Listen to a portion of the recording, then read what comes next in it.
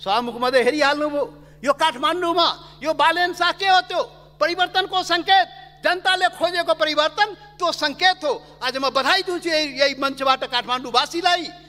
अहिले पाइराखेको भोटको आधारले, आकारको आधारले ठुलो पार्टी हुनु होला, तर जनताबाट धेरै टाढा भइसक्नु भएको छ।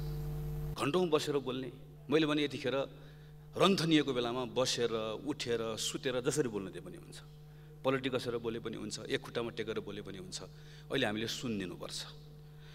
काठमाडौँको मेयर र धरानको मेयर त्यस खालको घेराबन्दीबाट आफूलाई मुक्त राख्दै साँच्चै जनताको सेवाको निम्ति समर्पित भएर लाग्दा त्यसले राजनीतिक दलहरूलाई तरङ्गको लागि काठमाडौँको 4 स्थानीय सरकारले गर्छु भन्दा भन्दै पनि सङ्घको सरकारले यसमा मद्दत नगर्दै गर्दा यो काम गर्न सकिन्न। त्यसैले यत्रो निर्वाचनपछि आएको स्थानीय सरकारलाई सहयोग गर्ने कुराको सन्दर्भ इच्छा शक्ति मात्र, नियत मात्र होइन।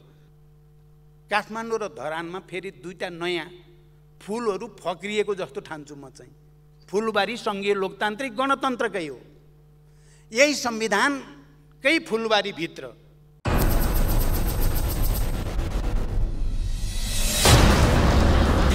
अहिले चाहिँ भइरहेको छ। सभामुख महोदय, यो चाहिँ यो नीति कार्यक्रमको 144 उसमा चाहिँ लेखा छ, सबै नेपालीको चाहिँ सक्रिय चाहिँ सहभागिता चाहियो, सहयोग चाहियो। यसलाई कारण गराउनलाई सम्पूर्ण नेपाली जनताको यसमा चाहिँ सक्रिय सहयोग चाहियो। तपाईँ यो देशको शासनले सम्पूर्ण नेपाली जनताको सक्रिय सहयोग चाहेको हो, त्यो अवस्था बनाएको हो। यो देशको यो विकास गतिविधिदेखि लिएर सम्पूर्ण शासन प्रशासनमा सम्पूर्ण नेपाली जनताको सक्रिय सहयोगको अवस्था बनाएको हो कि होइन? तपाईँ रोप्ने कटहरको रुख अनि त्यसबाट आम फल्ने भनेर आशा गर्ने? अरे तपाईँ सम्पूर्ण यो नेपाललाई सम्पूर्ण नेपालीको लागि बनाए कि बनाएन? यो नेपाललाई सम्पूर्ण नेपालीको लागि बनायो भने मात्रै तपाईँले यो कुरा चाहिँ लेख्न मिल्छ, भन्न मिल्छ। मलाई लाग्छ यो नेपाल सम्पूर्ण नेपालीको लागि बनेन। सभामुख महोदय, यो नेपाल 270 वर्ष पहिले बन्दाखेरि राजा पृथ्वीनारायण शाहले नेपालको एकीकरण गरे भनेर भनिएको छ। एकीकरण भयो, त्यसमा विभिन्न आफ्ना टीका टिप्पणी होला आफ्नो ठाउँमा, तर नेपाल त एक भयो नि त। नेपालको एकीकरण त भयो नि त। नेपाल त विभिन्न आफ्ना छुट्टा छुट्टै पहिचानहरू थिए, राज्यहरू थिए, राज्य थियो। नेपालको एउटा पहिचान पायो, एकीकरण भयो 270 वर्ष पहिले राजा पृथ्वीनारायण शाहले गरे। त्यति बेला एउटा कुरा, त्यो इतिहासको कुरा म सम्झिन्छु। त्यति बेला भनेको थियो यो नेपाल 4 वर्ण 36 जातको चाहिँ साझा फुलबारी हो। यो नेपाल त्यस्तो फुलबारी बनाइयो। अरे त्यसपछिको शासकले नेपाललाई साझा फुलबारी बनाए। यहाँका शासक वर्गले तो भूगोलको एकीकरण बाहेक के गरे? यो नेपाल हिमाल पहाड तराई मधेसबाट बनेको सैकड़ों जात जाति वर्ग समुदायबाट बनेको देश, यसलाई सबैको साझा फुलबारी बनाइयो। भूगोलको एकीकरण गरेर खाली देश बन्छ? देश बन्नलाई माटो र मन दुइटै मिल्नु पर्छ। माटो र मन मिले भने देशको निर्माण हुन्छ। यहाँ माटो मिलाउने, मन नमिलाउने। अरे शासक वर्ग, अरे माटो र मन दुइटै मिलाउन। नेपाल एकीकरण भएको यो सबैको साझा फुलबारी हो। तिमी आफ्नो लागि शासन गर्ने, आफ्नो लागि संविधान बनाउने, आफ्नो लागि कानुन बनाउने, अनि यो चाहिँ नीति कार्यक्रममा चाहिँ सबै नेपालीको चाहिए। सबै नेपालीलाई नेपालका सबै नेपालीलाई नेपाली बनाउन त, नेपाल सबै नेपालीको लागि बनाउन त। अनि संविधान म सुने गरौँ सभामुख महोदय, संविधानबाट शासन चल्छ देशको। त्यही संविधानबाट जनता अधिकार सम्पन्न हुन्छ, त्यही संविधानबाट जनताले पहिचान पाउँछ। अनि नेपालमा के भइरहेको छ? नेपालमा के भइरहेछ सभामुख महोदय? जुन जनताको लागि संविधान बनाइन्छ त्यो जनतालाई गोली ठोकिन्छ, अनि गोली ठोकेर संविधान घोषणा गरिन्छ। मान्यज्यू समय सकियो। सभामुख महोदय 1-2 मिनटमा म सकिहाल्छु, केही छैन। त्यसैले सभामुख महोदय, यहाँ उल्टो काम, यहाँ गलत काम, यहाँ कथनी र कर्नीमा आकाश पतालको फरक छ। त्यसैले सभामुख महोदय, यहाँ यो नेपाल सबैको लागि बनेन। यो नेपाल यो देशमा सबै जाति, सबै वर्ग, सबै समुदायको लागि बनेन। यो चाहिँ यो नेपाल बहुराष्ट्रिय राज्य हो, यो सबैको देश हो। तर नेपालको सञ्चालन एकल राष्ट्रिय राज्यको सिद्धान्तमा गरियो, एकल नस्लीय चिन्तन सोचको आधारमा गरियो, एकल जातीयको आधारमा चिन्तन सोचको आधारमा नेपालको सञ्चालन गर्न खोजिरहेछ। यहाँ संविधान 7वटा बन्यो, संविधान पटक पटक परिवर्तन हुन्छ, व्यवस्था परिवर्तन हुन्छ, तर विचार र व्यवहार कहिले पनि परिवर्तन हुँदैन सभामुख महोदय। यही कारण हो यो सम्पूर्ण देशको जनता अधिकार सम्पन्न भएन, सम्पूर्ण देशको जनताले पहिचान पाएन र अधिकार पहिचानको लागि आज पनि सङ्घर्ष गरिरहेको छ र परिवर्तनको कुरा गरिरहेछ। सभामुख महोदय हेरिहाल्नुभयो, यो काठमाडौँमा यो बालेन शाह के हो? त्यो परिवर्तनको सङ्केत, जनताले खोजेको परिवर्तन त्यो सङ्केत हो।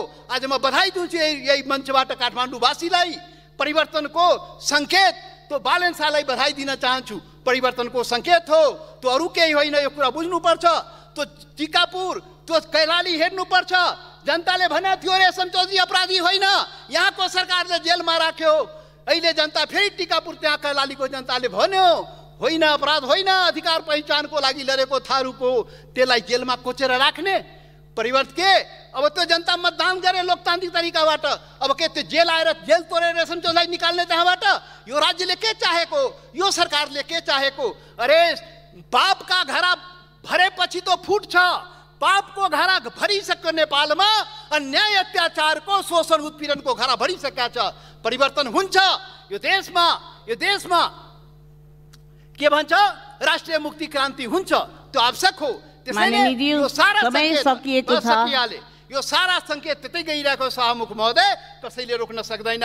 अहिले पनि सद्बुद्धि आओस्, यो जनताको भुल भुलावा गरेर 70 वर्षदेखि जुन गरियो हो अहिले पनि त्यो नगरोस् र जनताको समृद्धि विकास अधिकार पहिचानको कुरा गरोस्। शासन र संविधान सम्पूर्ण नेपालीको लागि बनाइयोस् र गरियोस्, त्यो अहिले पनि सद्बुद्धि आओस्, यो मेरो आग्रह हो। धन्यवाद सभामुख महोदय।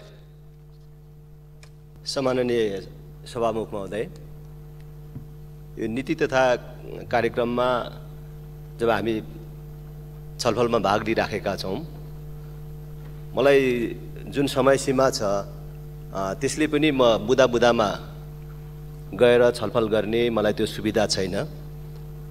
खालि मैले 4 वर्षदेखि अब यो 5औं वर्ष भयो हेरिराखेको छु कि यो नीति तथा कार्यक्रम चाहिँ कसरी बन्छ र यो नीति कार्यक्रम भनेको चाहिँ के हो। यो 5औं चोटि प्रधानमन्त्री हुने मौका पाउनु भएको प्रधानमन्त्रीले अथवा आफ्नो सरकारले अहिले नीति तथा कार्यक्रम प्रस्तुत गर्दाखेरि त्यो नीति तथा कार्यक्रममा आफ्नो जिल्लामा अब मेडिकल कलेज स्थापना गर्ने नीति कार्यक्रममा ल्याउनु भयो।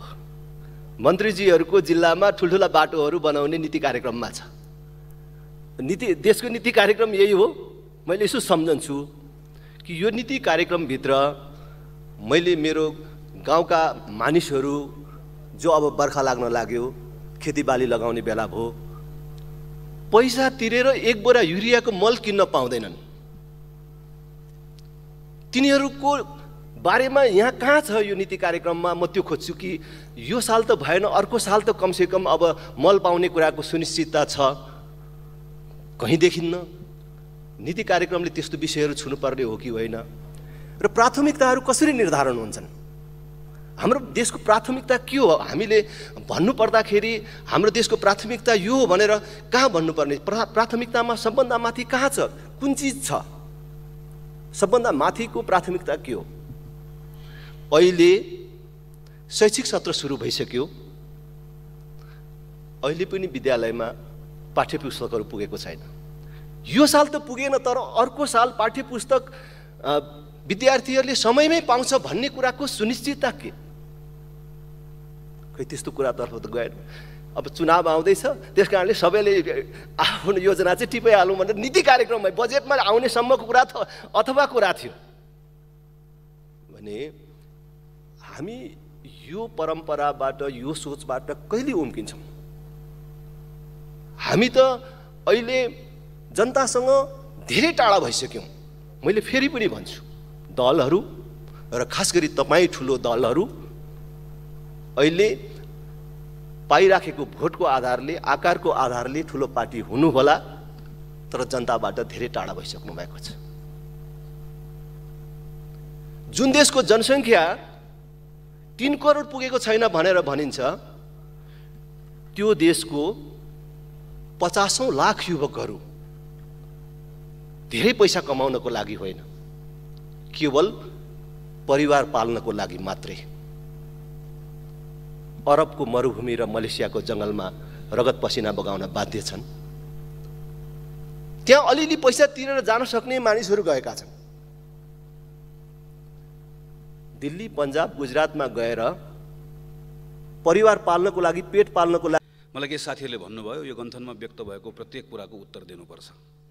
मैले साथीहरूलाई भने प्रश्नको उत्तर हुन्छ, विचारमा टिप्पणी हुन्छ, प्रतिक्रियामा सहमति व्यक्त हुन्छ, असहमति व्यक्त हुन सक्छ, तर कुण्ठामा त्यस्तो केही पनि हुँदैन।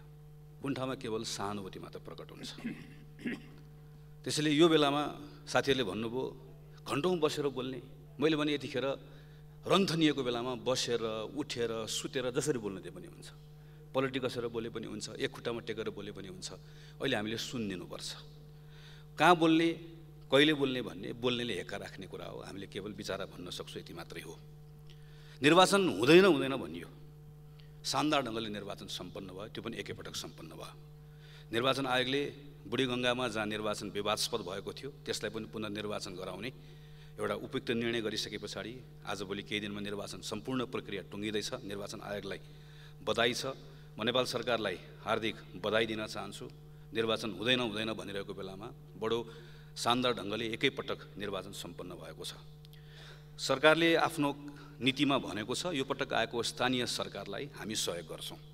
स्थानीय सरकारलाई खास गरिकन यो विस्तृतीकरण प्रतिवेदनको पुनरावलोकन गर्छौँ, राजस्व परिचालन गर्ने कुराको सन्दर्भमा सहयोग गर्छौँ र संविधानको अनुसूचीमा जुन अधिकारहरू स्थानीय सरकारले प्रयोग गर्ने भनेर लेखिएको छ त्यसका निम्ति कानुनहरू जुन नबनाइयो, विगतमा मापदण्ड बनाइएन, जसले गर्दा स्थानीय सरकारले काम गर्ने अधिकार हुँदाहुँदा पनि काम गर्न सकेनन्, हामी त्यसमा सहयोग गर्छौँ भनेर भनेको छ। निर्वाचन गराउने सरकारले सबैभन्दा महत्त्वपूर्ण कुरा यो म आग्रह गर्न चाहन्छु, तत्कालै यही सदन चलिरहेको बेलामा के कानुनहरू सदनमा ल्याउनु पर्ने छ, केही कानुनहरू परिमार्जन गर्नुपर्ने छ। स्थानीय सरकार एक्लैले मात्र काम गर्न सक्दैन। उदाहरणको लागि काठमाडौँको 4 स्थानीय सरकारले गर्छु भन्दा भन्दै पनि सङ्घको सरकारले यसमा मद्दत नगर्दै गर्दा यो काम गर्न सकिन्न। त्यसैले यत्रो निर्वाचनपछि आएको स्थानीय सरकारलाई सहयोग गर्ने कुराको सन्दर्भ इच्छा शक्ति मात्र, नियत मात्र होइन, केही काम गर्नुपर्ने छ, कानुन संशोधन गर्नुपर्ने छ, कानुन बनाइदिनु पर्ने छ। सरकारले आफ्नो नीतिमा यसलाई प्रस्तुत गरेको छ, यसलाई तत्काल कानुनमा लिएर जाओस्, मेरो आग्रह छ। मङ्सिरमा हामी निर्वाचन गराउँछौँ। यो मङ्सिरसम्मको अवधिमा सन्तुलित परराष्ट्र नीतिका आधारमा आफ्नो अन्तर्राष्ट्रिय व्यवहार सरकारले गर्छ भन्ने विश्वास व्यक्त गर्छु। मुख्य कुरा भनेको यो हाम्रो अर्थतन्त्रको जुन अवस्था छ यो समस्याग्रस्त मात्र होइन, एक प्रकारले सङ्कटमा फस्न थालिसकेको छ। आन्तरिक र बाह्य कारणको कारणले गर्दा जोखिम बढ्यो भने त्यो जोखिमलाई वहन गर्न सक्ने भनेको छ, बढ्यो भने होइन। सामान्य सभाको महोदय जोखिम आइसक्यो, यो जोखिमलाई सम्बोधन गर्ने कुरामा सबैभन्दा बढी सरकारको ध्यान यसमा जानुपर्ने छ। आजको सबैभन्दा ठुलो चुनौती भनेको बिजनेस एज युजुअल गरेर हाम्रो इकोनोमीले धान्नै सक्दैन। गएको 10 महिनाको मात्रै हामीले व्यापार घाटा हामीले हेऱ्यौँ भने करिब करिब 16 खरब रुपियाँको सामान हामी ल्याउने वा सामान वस्तु किन्ने 1 खरबको बेच्ने, र यो यसरी बढेको छ। यो वर्ष मात्र भएको होइन, गएको वर्ष पनि बढ्यो, त्योभन्दा अघिल्लो वर्ष पनि बढ्यो। बितेका 10-12 वर्षमा लगातार बढेको बढै छ र यो क्रम रोकिनेवाला छैन। आउँदो आर्थिक वर्ष अझ योभन्दा पनि भयानक ढङ्गले बढ्नेवाला छ। हाम्रो आम्दानीको स्रोत सीमित छ, त्यो रेमिटेन्सबाट पैसा आउँछ, थोरै मात्र वैदेशिक लगानी आएको छ, थोरै मात्र अनुदान आएको छ। हाम्रो आम्दानी कम छ र हाम्रो खर्च यसरी नै हुँदै गयो भने यसको लागि कुनै रकेट साइन्स चाहिँदैन। हामीले सामान्य घर चलाएको ढङ्गले हेऱ्यौँ भने पनि आम्दानी हामी यति थोरै यति धेरै खर्च भएपछि यसले थेक्न सक्दैन। कतिपय देशलाई व्यापार घाटा ठुलो विषय होइन, तर नेपालको जुन खालको आर्थिक परिस्थिति छ हाम्रो लागि व्यापार घाटा सबैभन्दा ठुलो चिन्ताको विषय हो। हामी करिब 11 गुणाले हाम्रो बढी भएको हाम्रो अवस्था छ। हामी बढी चाहिँ सामान आयात गरिरहेको अवस्था छ। यसको सबभन्दा ठुलो हिस्सा पेट्रोलियम पदार्थको छ। त्यसैले पेट्रोलियम पदार्थको करिब 15% भन्दा बढी हिस्सा भएको हाम्रो आयातको हिस्सा भएको ठाउँमा र अन्तर्राष्ट्रिय बजार, त्यसको मूल्य, खुला सिमाना, हामीले चाहेर पनि त्यसको मूल्य केही गर्न नसक्ने यस्तो अवस्थाको बेलामा हामीले पेट्रोलियम पदार्थमाथिको हाम्रो निर्भरता घटाउने महत्त्वकांक्षी हामीले सोच राख्नै पर्छ।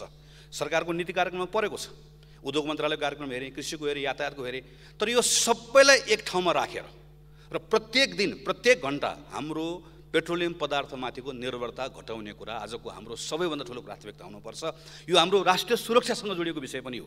हामीले विगतमा भोगेका छौँ, कुनै पनि बेलामा पेट्रोलियम पदार्थको हामी कहाँ हाम्रो आपूर्तिको अवस्थामा तलमाथि सजिलैसँग गर्न सकिने अवस्थाले सधैँभरि हामीलाई खतराको डिलमा पनि उभिआएको छ। यो सबैभन्दा बढी सम्माननीय सभाको महोदय मार्फत म सम्माननीय प्रधानमन्त्रीलाई आग्रह गर्न चाहन्छु, यो सरकारले महसुस गर्नुपर्छ यसलाई, र यसलाई महत्त्वकांक्षी योजना अझ हामीलाई चाहिएको छ। हाम्रो खाद्यान्नको अवस्था त्यस्तै छ। कुल करिब 25% हाम्रो आयातको हिस्सा खाद्यान्नको छ। हामीले हेऱ्यौँ भने यो 10 महिनामा धान 42 अरबको, करिब करिब गहुँ हाम्रो 6 अरबको, मकै 15 अरबको, स्याउ 6 अरबको, आलु 7 अरबको, केरा 1 अरबको हामीले 10 महिनामा खाइसक्यौँ। हाम्रो भान्सामा अहिले गएर हेऱ्यो भने हाम्रो करिब करिब सबै कुरा, केही कुरा बाहेक करिब करिब सबै कुराहरू, कुनै पनि कुरा हाम्रो उत्पादनले थेग्ने अवस्था छैन। हामीले यत्रो वर्षदेखि कृषि प्रधान देश भनिरहेका छौँ, प्रत्येक वर्ष कृषिमा हामीले कार्यक्रम ल्याइरहेका छौँ, प्रधानमन्त्री कृषि आधुनिकीकरण परियोजना भनेर भन्यौँ। यो पटकको नीतिमा पनि यसका केही कुराहरू बोलिएको छ, यसमा परिमार्जन गर्ने भनिएको छ। यसमा पनि बिजनेस एज युजुअलले हुँदै हुँदै हाम्रो उत्पादकत्व नै बढ्न सकिरहेको छैन। हाम्रो डिमान्ड यति बढिरहेको छ र प्रत्येक वर्ष जसरी बढ्दै गइरहेको छ, हामीहरूको खर्च गर्ने क्षमता बढ्दै जाँदै गर्दाखेरि स्वाभाविक रूपमा कहाँ खर्च हुन्छ, बोको खर्च हुने भयो, त्यसमा खाद्यान्नमा खर्च हुने भयो। यो तरिकाले जाने हो भनेदेखि भने हामी क्रास गर्छौँ।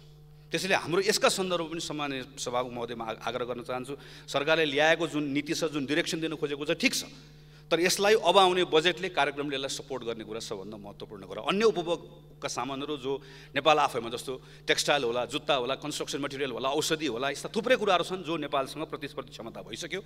यसको आयातलाई हामीले दुरुत्साहन गर्नै पर्नेछ, हाम्रो आफ्नै उपभोगलाई बढाउनु पर्नेछ र कतिपय कुराहरू सरकारले यो पटक निर्णय गर्नुपर्छ, ठोस निर्णय गरेर आउनुपर्छ। के कुराको सङ्केत पनि गरेको छ, जसरी हामीले नागरिकहरूलाई तिमीहरूलाई नचाहिने सामान नल्याऊ भनेका छौँ, सरकारले पनि नचाहिने सामान ल्याउनु हुँदैन यो वर्ष। हामीले यो वर्ष प्रेस पनि चाहिएको छैन, हामीलाई हेलिकप्टर पनि चाहिएको छैन, कुनै पनि कुरा जसबाट हाम्रो डलरको सञ्चितमा ठुलो प्रभाव पर्छ। यो वर्ष सरकारले त्यस्तो कुनै पनि कुरा खरिद गर्दैन भनेर हामीले भन्न सक्नुपर्छ। अनि बल्ल नागरिकलाई पनि हामी सुपारी पनि ल्याउँदैनौँ, मरिच पनि ल्याउँदैनौँ, हामीलाई नचाहिने कुराहरू के पनि ल्याउँदैनौँ भनेर भन्यो भने बल्ल हामीले नागरिकलाई भन्न सक्ने अवस्था हुन्छ। सरकारले नीतिमा के सङ्केत गरेको जसमा ठोस काम होस्।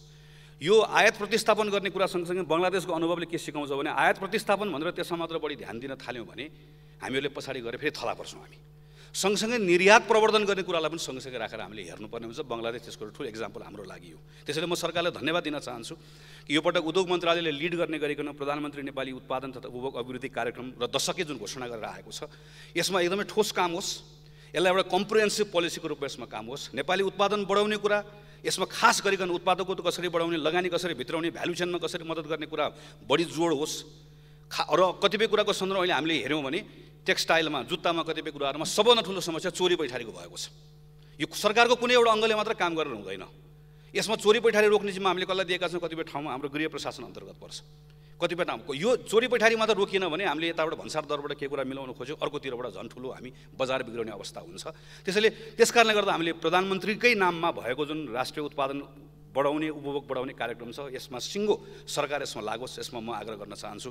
अघि नै पनि कुराकानी उठ्यो, कतिपय कुराहरू हामीले करको दरहरू चलाउनु पर्ने हुन्छ, किनभने हामीले निर्यात कसरी प्रवर्धन गर्ने, आयातको कसलाई हामीले दुरुत्साहन गर्ने, यो विषयको सन्दर्भमा तर यो एकदम पारदर्शी हुनुपर्छ। सही कुरा हामीले अघि मान्यजीले यहाँ उठाउनु भएको छ। हामीले अघिल्लो पटक चक्लेटको, हामीले अघिल्लो पटक गाडीको, यस्ता कतिपय कुराहरू किन चलाइयो भने सम्झन ठुलो प्रश्न गरेका छौँ। हामीले हाम्रो आफ्नो राष्ट्रिय उत्पादन बढाउने कुराको सन्दर्भमा कतिपय कुराहरू चलाउनु पर्ला, तर प्रत्येक कुरा पारदर्शी हुनुपर्छ, प्रत्येक कुराको औचित्य हुनुपर्छ। सरकारले उभिएर भन्न सक्नुपर्छ मैले यो चलाएको कारणले गर्दा मेरो उत्पादन यसरी बढ्छ, आयात यति घट्छ वा निर्यात यति बढ्छ भनेर भन्ने हुनुपर्छ। होइन भने उत्पादन बढाउने, उपभोग बढाउने नाममा कसैलाई पोष्ने गरिकन मात्र आयो भने साँच्चीकै त्यसले थला परेको अर्थतन्त्र झन् थला पर्ने अवस्था हुन्छ। मलाई विश्वास छ यो पटक सरकारले यो नीतिमा टेकेर बजेट कार्यक्रम ल्याउँदै गर्दा प्रत्येक कुरालाई जस्टिफाई गर्ने अगाडि प्रस्तुत गर्छ भन्ने कुराको विश्वास व्यक्त गर्छु। सम्माननीय सभामुख महोदय, देशको हामीले घाटा नाफाको कुरा गरेको जस्तै परिवारको पनि छ। प्रत्येक परिवार आजको दिनमा सिङ्गो देशको आम्दानी कति छ खर्च भनेको जस्तै परिवारको पनि आम्दानी बढेको छैन, खर्च बढेको बढेछ। पेट्रोलियम पदार्थको मूल्य वृद्धि हाम्रो आफ्नो नियन्त्रण मात्र छैन। प्रति ब्यारल करिब चाहिँ $70 भएको ठाउँमा अहिले $117 पुगेको छ। तर यो भनिरहँदै गर्दा जसरी हामीले भारत सरकारले गरेको हेऱ्यौँ, यो बेलामा यदि पेट्रोलियम पदार्थको मूल्य वृद्धिको चाप जुन आम नागरिकलाई परेको छ, यसमा हामीले कहीँ न कहीँ छुट दिएर, त्यो छुट आयल निगमले पाउने छुट आफ्नो ठाउँमा छ, त्यो आफै घाटामा छ, तर नागरिकले पनि पाउने गरिकन गरेनौँ भने यसले आकाशीय जुन मूल्य वृद्धि छ त्यो परिवारले थ्याक्न सक्दैन। त्यहाँ राहत उसले प्राप्त गर्ने अवस्था हुनुपर्छ। हामी यत्रो धेरै किसानहरूको देश छ। म सम्माननीय सभामुख महोदय मार्फत अहिले सरकारको ध्यान आकर्षण गराउन चाहन्छु। मलको अवस्था नाजुक छ। हामीले मागमै सम्माननीय प्रधानमन्त्रीलाई पनि भेटेर ध्यान आकर्षण गराएको, सम्बन्धित मन्त्रालयलाई पनि भनेको, यो मलको कुरा तलमाथि हुन साथै यसले जुन खालको हाम्रो उत्पादकत्वमा असर गर्छ त्यसले धेरै ठुलो परिवारलाई फेरि अघि भने जस्तै फेरि त्यसले महँगी बढाउने हो। त्यसैले परिवारलाई राहत दिने कुरा कहाँ हो? हामीले यही संसदमा मलाई याद छ, म स्वास्थ्य मन्त्रालय चाहिँ प्रधानमन्त्री पुष्पकमल दाहालको नेतृत्वमा रहेको सरकारको बेलामा हामीले स्वास्थ्य बिमाको कानुन बनायौँ। जुन स्वास्थ्य बिमा अहिलेसम्म टुकटुक मात्रै हामी चाहिँ वर्षको 1 लाख 2 लाख भनेर ल्याइरहेका छौँ। यो स्वास्थ्य बिमा वर्षको 1 लाख 2 लाख होइन, कुनै पनि नेपाली नागरिकले 10 लाख लागोस्, 20 लाख लागोस्, 40 लाख लागोस्, कसैले पनि 1 रुपैयाँ पनि तिर्नु नपर्ने गरिकन बिमाको कभरेज हुने गरिकन कानुनी प्रबन्ध हामीले गर्यौँ। तर अहिलेसम्म त्यसलाई हामीले कार्यान्वयन लिएर गएका छैनौँ। यो सबै कुराहरू आम मान्छेसँग जोडिएको छ। एउटा किसानले मल पाउने कि नपाउने, बिरामी हुँदै गर्दा खल्तीबाट खर्च हुने पैसा घट्ने कि नघट्ने, यो कुराहरूमा पनि सँगसँगै हामीले यो पटक यो नीति कार्यक्रम पछाडि जब हामी बजेट कार्यक्रम ल्याउँछौँ यसमा ध्यान जाओस् म आग्रह गर्न चाहन्छु। सामान्य सभाको मध्य म टुङ्ग्याएँ नीतिको 71 नम्बर ठाउँमा जुन चाहिँ काठमाडौँको बारेमा म यो फेरि धन्यवाद दिन चाहन्छु। हामी प्रत्येक पटक काठमाडौँको सांसदले प्रत्येक प्रधानमन्त्रीलाई, शहरी विकास मन्त्रीलाई भेटेर हामीले यो कुरा भन्यौँ। कहिले हाम्रो कुरा सुनवाई भएन। पहिलोपटक सुनवाई भएको छ। सार्वजनिक यातायात प्रणाली कुनै एउटा नगरपालिकाले गरेर हुँदैन। सिङ्गो काठमाडौँको सबै पालिकाहरू एक ठाउँमा आएर सार्वजनिक यातायात प्रणाली बनाउनुपर्छ भन्ने हाम्रो एउटा एकीकृत हुनुपर्छ भन्ने कुरालाई सरकारले नीतिमा ल्याएको छ। अब यसलाई अगाडि बढाउने कुराको सन्दर्भमा सबै तहसँग छलफल होस्। र अर्को महत्त्वपूर्ण कुरा भनेको यो हामीले नै प्रस्ताव गऱ्यौँ कि काठमाडौँमा जसरी कुनै बेला सडक विस्तार आयोजना भनेर बडो त्यसको चर्चा गरियो, हल्ला गरियो, काठमाडौँलाई चाहिएको सडक विस्तार आयोजना होइन, काठमाडौँलाई चाहिएको फुटपाथ विस्तार, सुदृढीकरण, पुनर्स्थापना, निर्माण, स्तरोन्नति आयोजना हो। त्यसैले यहाँ कार्यक्रम पर्यो। हामीले कार्यक्रम मात्र हामीले मागेको भनेको परियोजनै हुनुपर्छ। शहरी विकास मन्त्रालय अन्तर्गत काठमाडौँ उपत्यकाभित्र फुटपाथ विस्तार, निर्माण, यसलाई पुनर्स्थापना, स्तरोन्नति परियोजना भयो भने काठमाडौँभित्रको मोबिलिटीमा ठुलो बदलाव आउँछ। यो कुराको सन्दर्भमा सरकारले सङ्केत गरेको छ। यो सङ्केत गरेको कुरा सही ढङ्गले अगाडि जाओस्, यही कुरा राख्न चाहन्छु। धन्यवाद। म सबै मान्य सदस्यहरूलाई यतापट्टि ध्यान दिन म विशेष रूपले अपिल गर्न चाहन्छु। सभामुख महोदय, यो पटकको निर्वाचनमा देखिएका केही विशिष्ट प्रवृत्ति, चरित्र, पात्रहरू पनि देखा परे। अहिले सबैतिर चर्चा छ। स्वतन्त्र उम्मेदवारहरू विजयी भए, पार्टीका उम्मेदवारहरू चाहिँ विजयी हुन सकेनन् कैयौँ ठाउँमा भन्ने कुरा आएको छ। तर मेरो ध्यान कहाँ छ भने यो स्वतन्त्र भनेर सबै स्वतन्त्र भएको म देख्दिनँ। बडो विशिष्ट ढङ्गले दुईटा पात्र, काठमाडौँको मेयरमा र धरानको मेयरका दुईटा पात्र जो विजयी हुनुभयो, उहाँहरू साँचो अर्थमा स्वतन्त्रका रूपमा आउनुभयो र कोही पार्टी उहाँहरूको पछाडि, पार्टीका नेता कार्यकर्ता उहाँहरूको पछाडि लागेर हिँडेको देखिएन। बाँकी मैले हेर्दा उहाँहरू स्वतन्त्र भनिए पनि स्वतन्त्र होइन, पार्टी नै हो। जनकपुरको तपाईँ हामीले हेऱ्यौँ, मेयर जसले जित्नुभयो, नेपाली कङ्ग्रेसकै सबै वरिष्ठ नेताहरूदेखि कार्यकर्ताहरू सबै विजय र्यालीमा हिँड्नु भएको छ। कसरी स्वतन्त्र? या धनगढीकै कुरा गरौँ, कसरी स्वतन्त्र? पार्टीकै मान्छे लागिराखेकै छन्।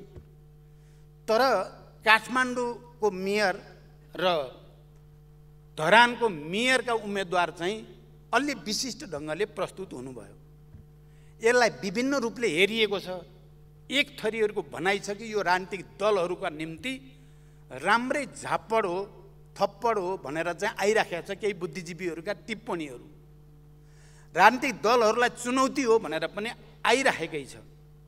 म चाहिँ के ठान्छु भने अहिलेको स्थानीय तहको निर्वाचनमा काठमाडौँ र धरानमा जुन विचार प्रवृत्ति सहित, जुन सङ्कल्प सहित दुईजना युवाहरू चाहिँ जनताको बिचमा प्रस्तुत हुनुभयो, त्यो चाहिँ विशिष्ट छ र त्यसलाई विशिष्ट मान्नुपर्छ। अरू त्यसमा स्वतन्त्र सबै थप्न जरुरी छैन। र मेरो विचारमा सङ्घीय लोकतान्त्रिक गणतन्त्रको फुलबारीभित्र काठमाडौँ र धरानमा फेरि दुईटा नयाँ फुलहरू फक्रिएको जस्तो ठान्छु म चाहिँ। फुलबारी सङ्घीय लोकतान्त्रिक गणतन्त्रकै हो। यही संविधानकै फुलबारीभित्र यस अर्थमा उहाँहरूले यदि राजनीतिक दलहरूले आफ्ना नीतिहरूमा पुनर्विचार गर्नुपर्ने, नीतिहरूलाई सच्याउनु पर्ने, त्यसको निम्ति सोच्नुपर्ने, राजनीतिक दलहरूले आत्मसमीक्षा गर्नेतिर ध्यान दिनुपर्ने, उम्मेदवार छनौट गर्दा त्रुटि भएको छ भने त्यसमा ध्यान दिनुपर्ने पक्कै बनाएको छ काठमाडौँको मेयर र धरानको मेयरले। तर यो राजनीतिक दललाई नै चुनौती हो भनेर बुझ्नु सही हुँदैन भन्ने मलाई लाग्छ। यो राजनीतिक दललाई सावधानी गराउने काम पक्कै भएको छ। हामी राजनीतिक दलहरू एक्लै पूर्ण छौँ भनेर सोच्ने ट्रेनतिर अगाडि बढेको थियो भने यसलाई पक्कै पनि काठमाडौँ र धरानले, त्यहाँको जनताले समग्रमा प्रश्न खडा गरेकै हो। तर यो हामीलाई सचेत हुनको निम्ति, हामीलाई आफ्ना कमी कमजोरी सच्याउनको निम्ति एउटा अवसर पनि हो र एउटा चुनौती पनि हो। त्यो रूपमा लिँदा मैले दुवै मेयरलाई मैले पहिला पनि बोलेको छु, उहाँहरूलाई बधाई भनेको छु, धन्यवाद भनेको छु। तपाईहरू यही सङ्घीय लोकतान्त्रिक गणतन्त्र अन्तर्गत, यही सङ्घीय लोकतान्त्रिक गणतन्त्रात्मक संविधान अन्तर्गत तपाईहरूले जनताका भावनाहरूलाई, जनताका आवश्यकताहरूलाई सम्बोधन गर्ने र राजनीतिक दलहरूसँग समदूरीको सम्बन्धसहित सबैको सहयोग जुटाउन सक्नुहोस्, मेरो शुभकामना छ।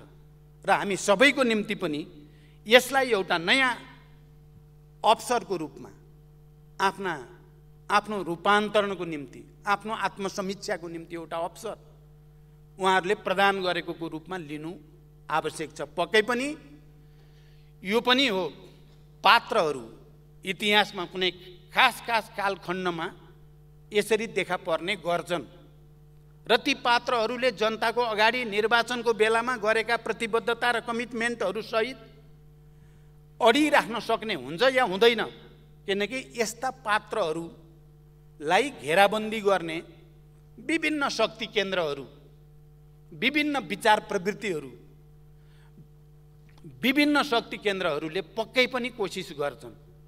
अब काठमाडौँको मेयर र धरानको मेयर त्यस खालको घेराबन्दीबाट आफूलाई मुक्त राख्दै साँच्चै जनताको सेवाको निम्ति समर्पित भएर लाग्दा त्यसले राजनीतिक दलहरूलाई पनि रूपान्तरण गर्न, सच्चिन, आत्मसमीक्षा गर्न उत्प्रेरणा नै दिनेछ। त्यही वातावरण बनोस् भन्ने म चाहन्छु।